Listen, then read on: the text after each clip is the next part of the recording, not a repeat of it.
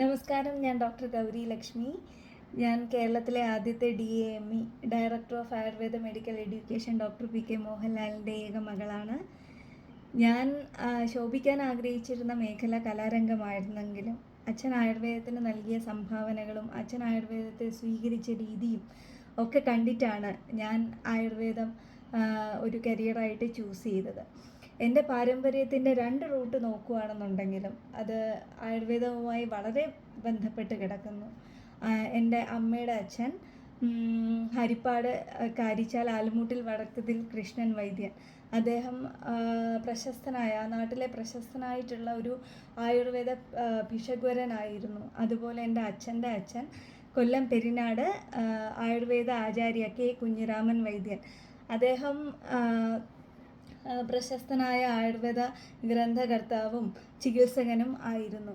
അദ്ദേഹം എഴുതിയ ആധുനിക രോഗ ഭൈഷജ്യം എന്ന പുസ്തകത്തെ അടിസ്ഥാനമാക്കിയുള്ള ചില ആയുർവേദ അറിവുകൾ ഞാൻ നിങ്ങളിലേക്ക് എത്തിക്കാൻ ആഗ്രഹിക്കുന്നു. അതിനായി നിങ്ങളുടെ എല്ലാവിധ പിന്തുണയും ഉണ്ടാകും എന്ന് പ്രാർത്ഥനയോടുകൂടി നിർത്തുന്നു. Thank you.